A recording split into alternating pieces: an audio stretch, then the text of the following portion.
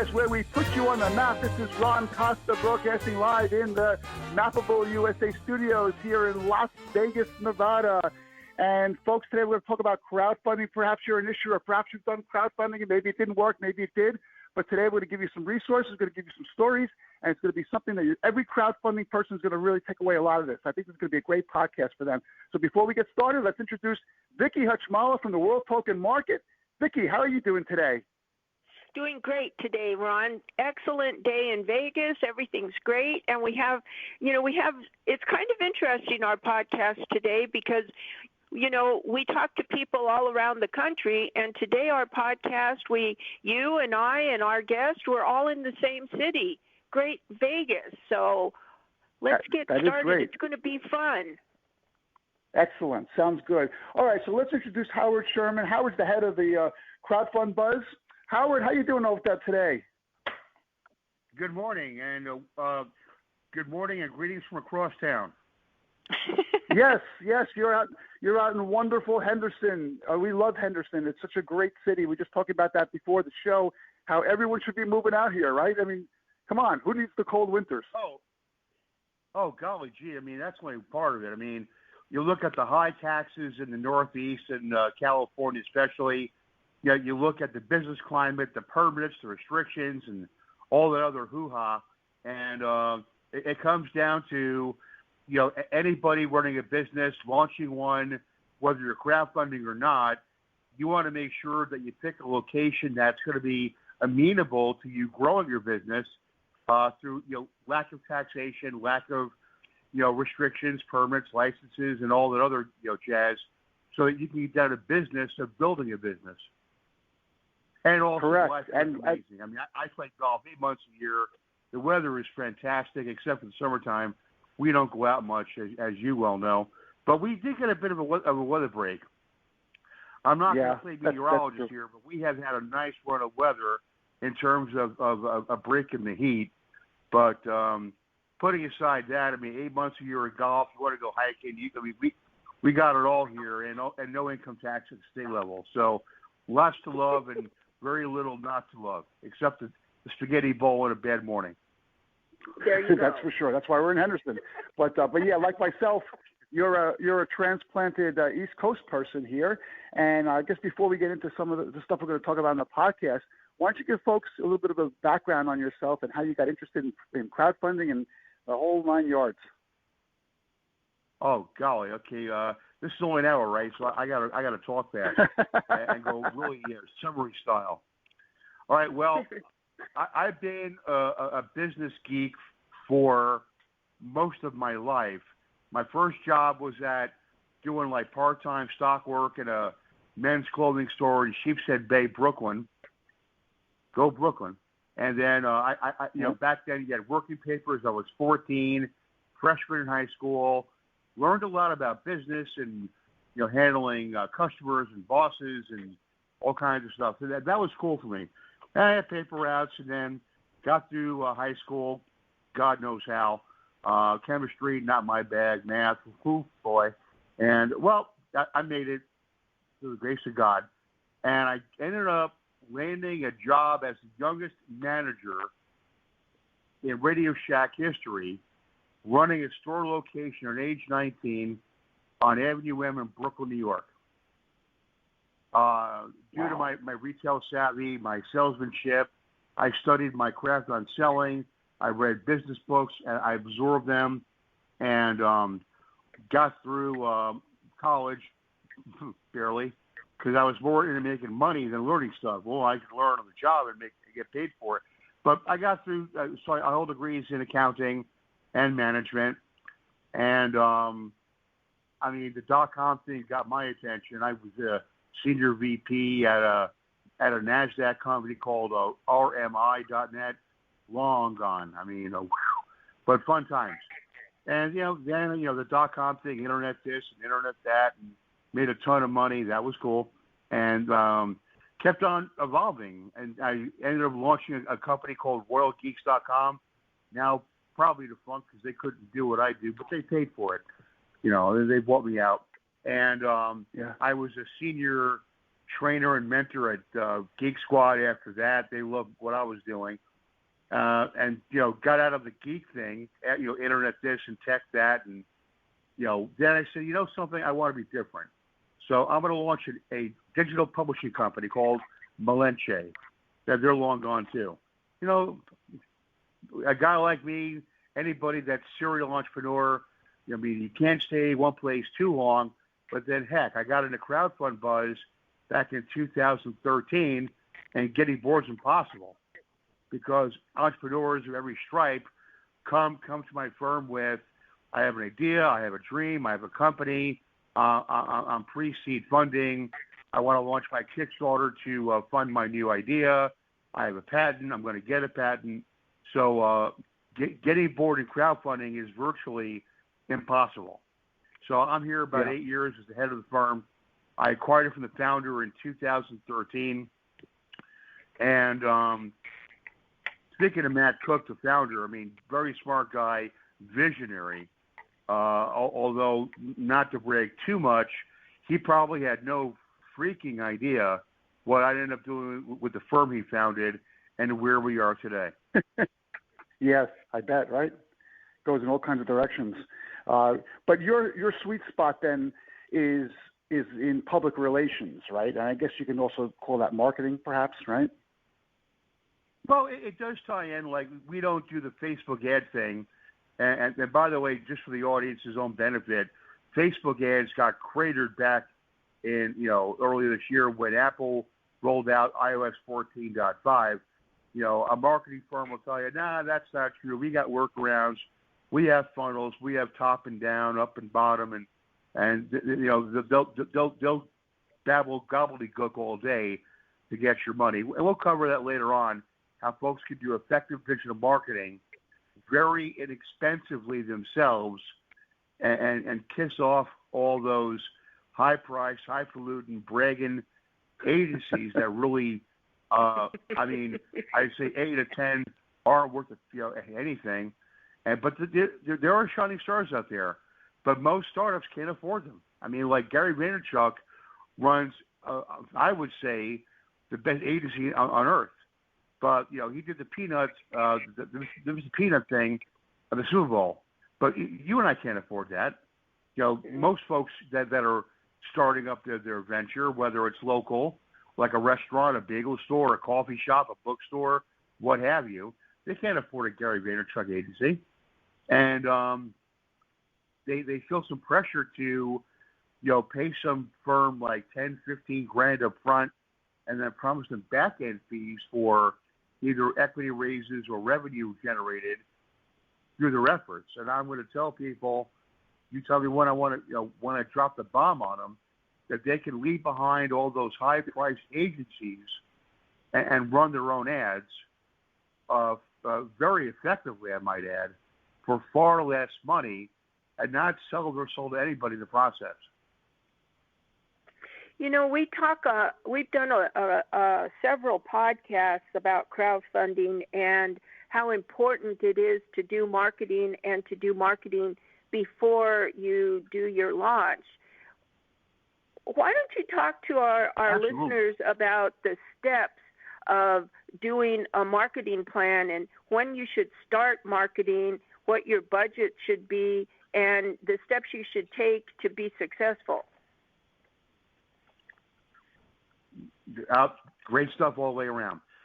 Number one, an entrepreneur that has an idea, you got to turn the flame down on the stove a little bit and do a little thinking and planning here regarding exactly how the rollout goes. And here's why I say that.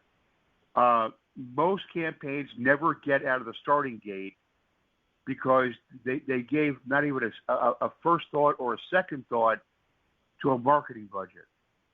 Exactly. And then right there, they're dead in the water at step one. And so I see campaigns come, go, and fail because the marketing person really is not a marketing person. They're a visionary, an inventor, entrepreneur, but they gave no thought to marketing. They have no money for it, and they're scared to death of borrowing money, going on a credit card, taking out, like PayPal credit, pay 6 months, interest free, pay all your bills for you. They're scared to death of that. Well, I don't know if this is going to work. Well, then maybe you should go back to work, get your paycheck, and go home Friday night and, hug the kids and walk the dog and not be in business. There is risk involved, and marketing is the biggest thing in the world that most startups, crowdfunding or not, overlook, ignore, to their utter horror after they realize their fatal mistake. And after they've spent the initial money, and a lot of startups, they make the mistake of thinking, well, I'll raise the money, and then when I have the money, then I'll budget the marketing, and then everybody will love my product or my service so much that it won't really matter because everybody will give me money for my service, even though nobody knows you're there. Exactly. It's really like the chicken or the egg. Exactly. How do you get the money if they don't know you exist? Or what we get a lot is, and this is one of my, that's in air quotes, favorites, is I'll gladly pay you Tuesday for marketing today. And we're like, no. And by the way, I'm going to, I give that credit to Erwin Stein, one of your prior guests. He blogged about that exact thing on his website. And I was like, oh my God, we're like brothers from different mothers. Because we get that all the time. He's an attorney, and he gets that too. I mean, try walking to a lawyer's office and say, well, I want to win the case. Now, this is that, marketing and crowdfunding and the startup world is not like ambulance chasing or slip and fall or that kind of thing. Time is spent, work is expended, there's brain energy, there's people power, and that can't be done on spec. And all these entrepreneurs well, if you believe in your firm, you take us on, on spec, and then we'll pay you later. Well, there's two things wrong with that. Number one, what if your business acumen isn't there? What if we make your phone ring and you can't close them? What if your offering is not that appealing? And again, I'm going to paraphrase Erwin Stein here again. He read my mind and then blogged about it, and I don't blame him. Because, little joke there. It's not our problem. If you believe in your product, your service, your business, your offering, you put your money where your mouth is. Money talks. Whiskey costs money. And that's back to, again, budgeting. So don't make a deal. No one makes deals. If they make a deal with you, the marketing guys want 5, 10, 15 grand up front. They want a back-end fee most oftentimes, and they won't talk to you, and no one does. And the sad result is a lot of startups never go anywhere despite an amazing idea that never gets anywhere because no one knows about it. Like, true story. I was up for promotion at a Radio Shack in downtown Brooklyn, late 80s. This guy, he walked into the store, bought all kinds of equipment, and computers, accounting software. And back in the 80s, that was a big ticket. Walked in, walked out, and my manager said, "Go over there and set it up." I was a specialist in computers back then, prior life, and the guy had great chicken. And the man lit his store up. He didn't need electricity or light bulbs. He was so on fire about how he made his chicken, the seasoning he used, the methodology, where he got the chickens from. It was good food. But he didn't last year one because he didn't spend any money on bleeping advertising. There was no marketing. So that thing died on the vine. And I felt bad for the guy. And that was my first hard lesson. And if people don't know about your deal, whether it's a half-price frying pan at a 5 and dime or a chicken dinner or we got the best coleslaw in Brooklyn or whatever your deal is, you can't make enough sales because people can't buy what they don't know exists. Yeah, and new startups are not overnight successes. They're not, just because you have it and just because you know it's great, that doesn't mean anybody else does either. And until you tell them about it, nobody can find out. So marketing is very important. A lot of Howard, do you remember the good old days of Crazy Eddie? Oh my God! I got a New story York? about that. I can tell you. I'm actually trying to bring in this, and I'll say this and that. That is a story that goes down a very deep well. I can take it as far as you like about the Ponzi scheme and the embezzlement and and what was actually, again, air quotes, the business plan. I'm going to ratchet up every dollar I can make in sales, funnel it out of the country, and then try and vanish. Keyword is try and vanish. Oh, man, that was just I walked into a Crazy Eddie store on Coney Island Avenue in Brooklyn, New York, with a totally fake receipt that I wrote with my own hand for a Commodore 64 modem. I think it was the 1650. Maybe my memory is a little foggy on the make and model of the Commodore modem. But I walked into the Crazy Eddie store on Coney Avenue, right across from the movie theater, and right near the McDonald's. God, am I old? Anyway. And I walked in with my fake handwritten receipt that I got a 1650 Commodore 300 baud modem. I'm not going to go that far.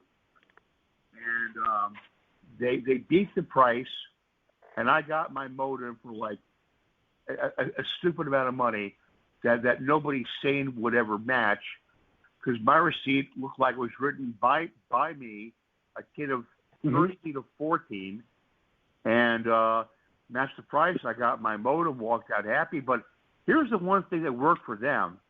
I told every other person I knew how cool that was. Now, they matched the price. They were awesome. It was in stock. I took it home right then and there. And so he got great word of mouth out of me as a very excited kid.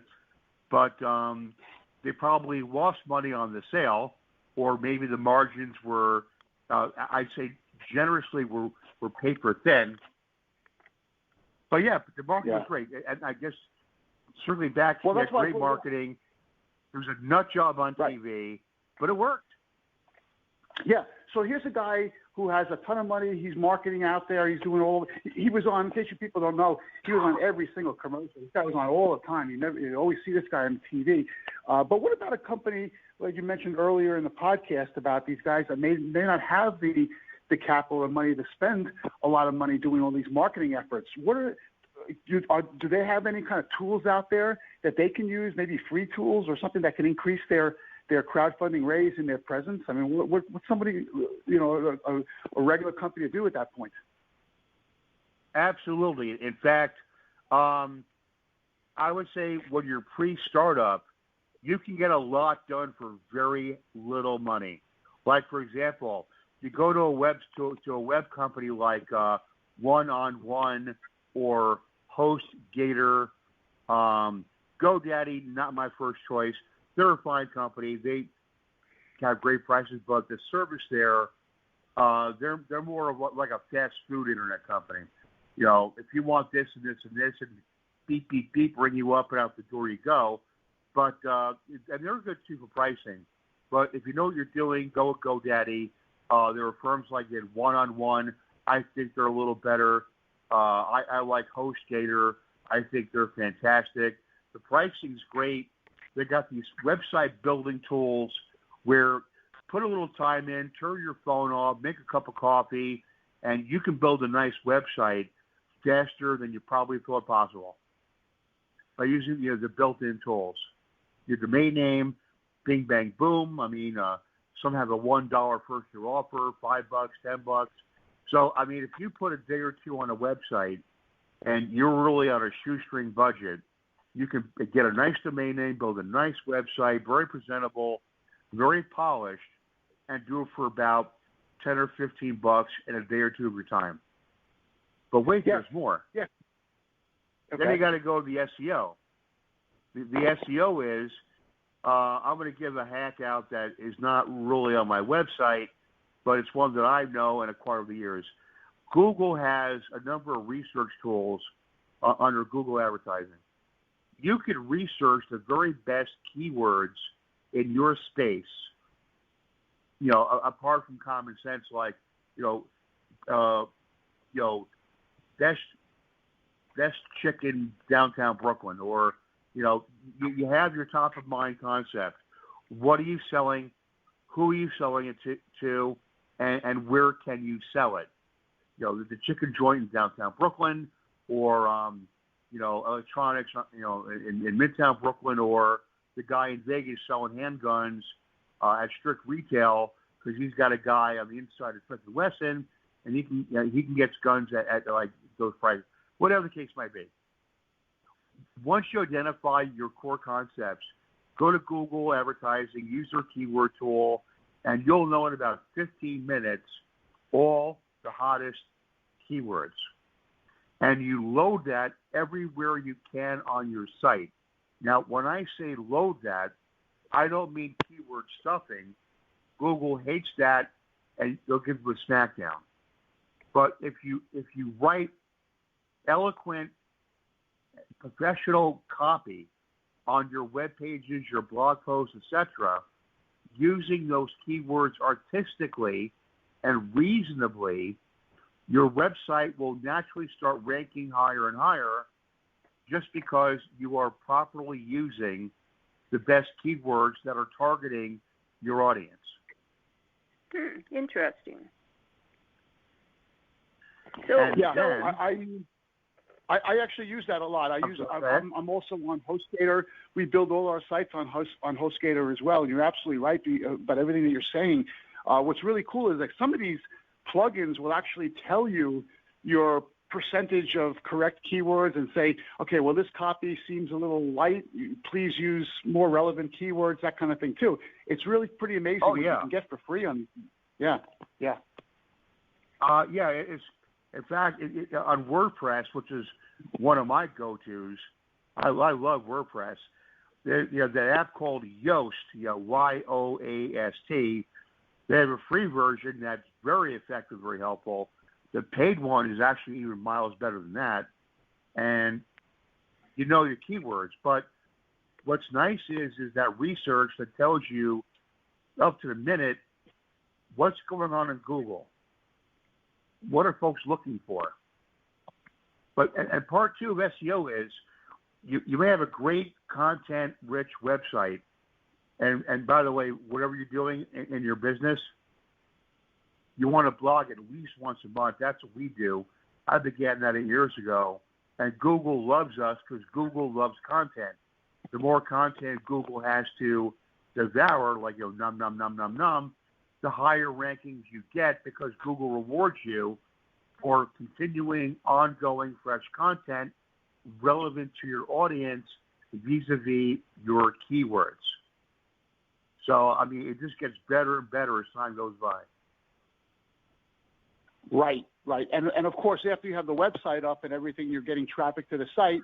I'm sure there's also an area there where you want to somehow collect user information or get their contact information, something like that. A lot of people call them funnels, right? What do you use for that? Or do you use that at all? That's a very fancy word, kind of before my time. I'm sorry. Before the funnel work came in there, back in my day, you had your landing page and you capture data, like whether you use Aweber or MailChimp. You definitely want an opt-in form, and give people something in exchange for their address. Like if they fill your form in with their name and email address, promise them two things. You're never, ever going to spam them or sell their list out. In fact, in Nevada here, there's a state law now where we must disclose. Also, there's one in California, similarly, where if you're in any sort of data trading, data sharing, data selling, you must put it up the website. Full disclosure. I'd say don't ever sell it, share it, trade it. Promise folks total privacy, which is a huge thing these days, and give them something valuable for free. A free ebook, a white paper, a report, maybe give them a free assessment, send them a free sample, give them a big discount on their first order. Give them an enticement that's going to want them to, give up their email address for the privilege of you emailing them. And the more valuable it is, the higher your opt-ins will be on that list. So definitely MailChimp or Aweber, they're both great tools. Aweber has a new thing now, which I just heard about from a client of mine, actually. They have a free program, although we had an article recently about MailChimp. I just heard after we published the article 2 days ago that Aweber now has a free program. You can sign up, no charge to you, and your first 500 addresses on your mail list are free. But if 501, they want to charge you money. Yeah. Yeah, well, that's smart. It gets you using the platform, right? It's very friendly to the new guy and the startup that's got a tight budget, and he can't pay 20 here, 10 there, 30 here, and 50 there. Very friendly. Right. Okay, so then when someone has their website up there, Howard, how important is it for a crowdfunding company to have a section on their site for, let's say, investor relations or something to that effect? Well, IR really is a term that's better applied to a firm actually making an offer. So if you're referring to a firm like that where, we're on Start Engine, we're on WeFunder, Net Capital, what have you, they definitely should have that there. There should be a phone number where folks can call. I'm not saying hire a receptionist and all that, but not a bad idea. Like now in crowdfunding on the equity side, the average CF raise now is $5 million. So if an investor wants to drop $10,000 with you, you should take his phone call, or at a bare minimum, make it very easy to contact you, minimal hassle, minimal fuss, and as my mentor Dan Kennedy would say, a zero resistance experience. Right. Well, that's the goal of the website. Actually, the goal of the whole process. If you're crowdfunding, your goal is to put your offering documents into the hands of a potential investor and have them act on it. In that light, is the best strategy then you mentioned before, writing articles and on your blog and everything, and kind of like linking to where your offering documents may be, if you're on a Start Engine per se, or something like that. Is that a good strategy for these guys to use? Because, like you said, it's basically free. It's just your time. Well, exactly. But like if you're pre-launch, and let's say you're pre-revenue, you have to allow time for your website to propagate the search engines. Of course, there's Google, but don't forget about Bing. Bing is the overlooking the Reddit stepchild, but they get good traffic too, as does Ask, Yahoo. So you definitely want to allow time for your website to propagate on the engines and index your content, all your blog posts, your pages primarily, and all that, so that, like, if you go and do your launch, whether it's a reward campaign like Kickstarter, Indiegogo, or anything on the equity side, people can Google you and find stuff. And that's really where my firm helps companies shine. Because if you run ads on Facebook or Google, they're going to, a lot of investors are not going to click the link and just send you money. They're not. They're due diligence and who's this company and what are they all about. And when they Google you, that's where my work kicks in. Press releases, media engagement, interviews, coverage of all kinds, social media validation, so that the investor has a third-party sense of confidence that they're not throwing money at a hooey operation or some kind of a flim-flam thing. And that's been a big thing too now, by the way. We'll get there, I guess, in due time, where the investor is very spooked by, how do I know you're real? Why are you, like a third, fourth, fifth round funder, why are you raising money again? Wasn't the last $5 million enough? And all these questions are swirling around in the investor's head. And backers too, Kickstarter. How do I know I'll get my new fancy watch or that really cool jacket for ski season? They don't know. So the more assurances and confidence they can find, that instillment of confidence makes the wallet open faster and the money flow much more freely and easily. Yeah, no question. Well, I totally agree. Totally agree. What's your thoughts before we close this out? Last point on video. What do you think about the video marketing aspect of all this? It's still important. I don't think it's as important as it used to be, at least on the equity side. On the reward side, definitely still as important, especially if you can show off a prototype. Does this thing work? Did you build one? Can I see it running? Whatever it might be. If people can see it with their own two eyes, the validation there is built in, and the level of confidence, it goes up by 1,000%. On the equity side, not that important, but definitely a video is a good idea, especially if you're already making revenue and booking dollars for services, products. Show people what you're doing. Show people, investors, that this thing is out there, it's operating, and it's making revenue. So that when you invest in our deal, you're not investing in a pie-in-the-sky notion. We're not pre-revenue. We're not pre-patent. We're out there doing this.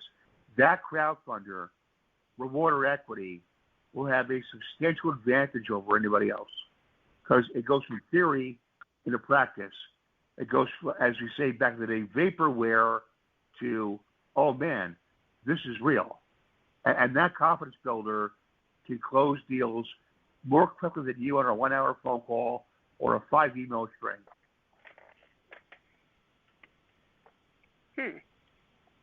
Interesting. Yeah, okay. And then one more thing I want to talk about before we close this out. Howard, you mentioned earlier in the podcast about how Apple or Facebook is, like you said, cratering crowdfunding. What do you mean by that? Oh, yeah. Well, it's very simple. But it's a big topic, though. But here's a simple answer. When iOS 14.5 rolled out to all the iPhones and iPads, and a similar, iteration on iMacs, there are quite a few of those too in the millions.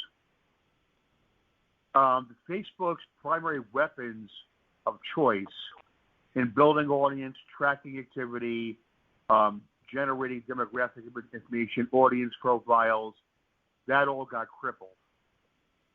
And the crowdfunder, like if you're selling a new flannel shirt on Kickstarter, and it's a new design, better fabric, it wicks sweat, it looks great, whatever the deal is. If you run Facebook ads for that flannel shirt ahead for the fall winter season, you don't have the kind of targeting of audience you used to have. So if your shirt is made for lumberjacks in Northwest Canada, good luck, because the targeting of who you want to reach and where they are, or other demographics, is basically gone. And that targeting is what made Facebook ads so popular. And when April rolled into May into June, and so on and so forth, and then 14.6 rolled out, and now iOS 15 is on the horizon. Google said, we quit. They're totally changing, the tracking cookies and all the internal metrics that Google uses on who sees what. Are they the right people to see this? I'm not talking Google AdWords. That's so simple. If you want to get pizza in Houston, that's still going to work like it always did, because you're telling Google, I want the best pizza in Chicago, Houston. I want the right car dealership in Henderson, Volkswagen parts, Arizona. That's going to be the same. Display ads, though, YouTube ads, game changing. Facebook ads already got crippled. The reports are out there on my website, crowdfundbuzz.com. We have a special section on a Facebook ads alert, which includes Google also, with tons of articles, video clips, and news coverage from every sector, finance, investing, business, marketing, advertising, that has shown clearly and unquestionably that Apple's updates to the iPhone and the iPad has fundamentally altered how marketing is done online. Because of that new vacuum where data used to be there, it's not anymore. So the guys say, okay, we'll go to Android. But Android demographics are not really as good as Apple's are for a number of reasons. The Apple user is the sweet spot. And the kiss of death, it's up there too on my website, is Apple put out a commercial. Maybe you've seen it, you probably have, where there's this dude, I think it's set in England. It looks like London to me. And he's walking around, and as he's buying a coffee in the coffee shop, and then he's off to the next place, and then he has a bigger and bigger crowd following him everywhere he goes and observing everything he does and buys. Right. Down to the itch cream on the store shelf in the pharmacy, and how it's all being noted. Then the poor guy goes home. His house is packed with these metaphorical invaders with privacy, and he clicks one button on his iPhone, and they all vanish. Apple spent a ton of money on the marketing. The technology is a firm commitment, because Apple's play is not about advertising. They want to sell more product. And if Apple's positioning is, we're the phone you want to own if you want your privacy. When you use an iPad and you surf online, you have nothing to worry about. I mean, heck, I have an Apple TV. I'm a cord cutter. I get the same alerts on my Apple TV about the NBC app wants to track my activity. Scary. Yeah. What shows do I watch? I mean, what channel am I on? How long am I there for? I mean, it's like, for the first day or two, I was startled to the point of going to bed with the lights on, because my Apple TV the apps there want to track what I'm watching and what I'm doing in my own house. Sorry, that's a hard no. And that hard no is right. on the iPhone 2 and the iPad, and those hard no's, opting out of sharing, data and the privacy initiatives, is nailing the nails in the coffin of marketing, because, as one guy put it, we're marketing to a dark and unknown crowd. How many folks are there? We don't know. Where are they? We don't know. What are they like? We don't know. And that's why marketing really must not be done by an agency who will likely lie to you to get your money and tell you all kinds of outlandish things and these silly claims, which are really surely criminal in nature. Oh, and by the way, earlier in our call, I'm going to give your listeners something really, very, truly special. A name. Very nice. For every startup out there that wants to do marketing, do not hire an agency. They will blow smoke up the you know where. They'll hold your hand and look in your eyes and tell you anything you want to hear, so that you make the bank wire and pay them lots of money, while they secretly won't tell you. You could do a better job than they can for thousands of dollars less on any given day. I refer folks to a man named Perry Marshall, Perry, last name Marshall. In fact, back in my Malenche days, I mentioned earlier, I cut my teeth on Google ads and marketing in general online with Perry Marshall. That was back in the 90s. He's still at it. He's better than ever. And his courses, his books, his materials will teach anybody everything they want about marketing. And when they run their own campaigns, they'll save truckloads of money doing so and end up with far more effective ads. Besides, added benefit, if you're an owner, startup, entrepreneur, what have you, the data that you'll acquire on your own, running your own ads as taught by Perry, will give you insights to your market, your clients, and your future audiences that the marketing firm you're paying 10, 15 grand to, plus a back end of 20%,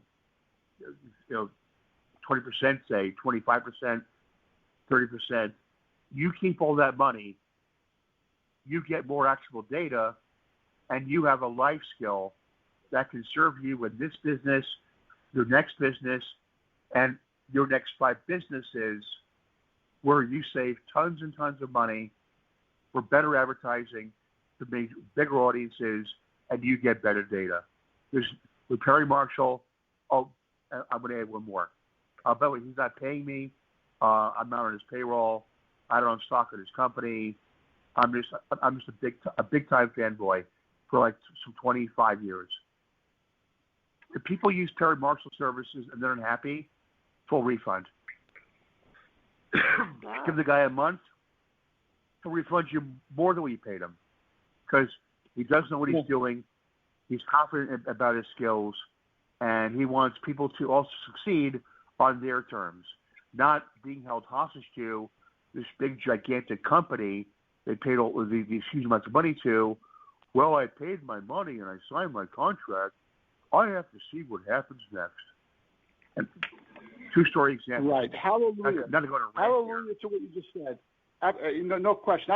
That's a great takeaway from this podcast. And Vicki, you see what we did today? We probably saved crowdfunding issuers and guys who are interested. We probably saved them tens of thousands of dollars just in this podcast alone, if they listen to it and take to heart everything that Howard said. Right? I mean, this was incredible. Absolutely, you're Easily. Absolutely correct, Ron. You know, what we try to do with our podcast is give people usable information so they can be more successful in what they're doing. And Howard, in this podcast, has validated what we've been saying is marketing is a vital tool that's necessary for a successful crowdfunding launch. And you need to, no matter what your idea is, no matter what your service or your product, whatever it is you're trying to sell, once you have that established in your mind, you hire Howard, you work together, you create a plan, you budget 10 to 20% of what you're trying to raise, and you use that to market and let people know what it is that you have to sell, so when the time comes, they will invest in it because it's already established. So hire Howard and let him help you become successful in your crowdfunding launch. Absolutely. Yeah, and Howard, you made this sound actually really, really simple, really something that anyone could do. I have a feeling that maybe you just turned Vicki into a web developer. I think maybe she may be developing websites this afternoon after this podcast is over. Could be. You never know, Ron. You know something? Not impossible. I mean, there are web tools out there. I saw one by. I saw a friend of mine make a website, a one-on-one. He was done in an hour. Wow. You drag and drop, click this and click that, and type in this here. The guy had a polished website in about an hour. I made him a bet. I'll bet you lunch that you'll be done like next week. He said you're on. I sent him. I almost said the F word. I sent him lobster tails and filet mignon. I lost the bet. His website was up, running, and polished from one-on-one in about an hour. And the guy doesn't know diddly clue about web, computers, and I mean, he logs on, he checks his mail. His daughter has to help him with loading an app in. And this guy had a website running from picking up the website, buying the domain name, developing it, clicking publish. No joke, no lie. I got the receipt from Smolinski's. I'm so angry. Yeah, well, I'm not. At least you got a good dinner an hour flat, right? Yeah, you got a good dinner out of that, so at least you got something. But okay, but lastly, before we close it down now, I did get Howard, how does somebody get hold of you if they want to get more information on what you guys are doing and about Crowdfund Buzz? What's the best way to contact you?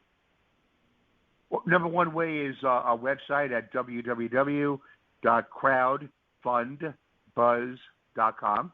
It spells like it sounds, crowd, fund, buzz. And right there we have an opt-in list. We have great tips. We email people regularly, vis-a-vis, capture contacts. You can book an appointment, and also they can call the office, although that might be more difficult because I'm talking all the time to my clients, but they can make an appointment, and or we have a contact form, and they can call us at 833-CROWD-PR. And by the way, great. Another free tip, make your website easy, make your phone number easy, 833-CROWD-PR. Beautiful, there you go. Beautiful. There's so much going on in the crowdfunding world. Howard, I really thank you for taking the time out for being on the podcast.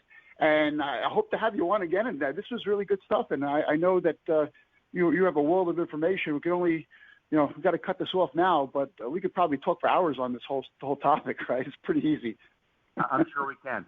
Maybe on a follow-up, we can do a deep dive into crowdfunding metrics, like the guy opening up the coffee shop in his town in Colorado, and then do like a main vest campaign for local startups, to the big guy wanting $75 million to build a new car. I mean, we can take it as far as it goes. Startups can be small. They want to be small. Maybe they want to go huge. Crowdfunding has evolved to allow every entrepreneur at every level and every species to raise the money they need, whether it's 100,000 or millions. And happy to chat again about that.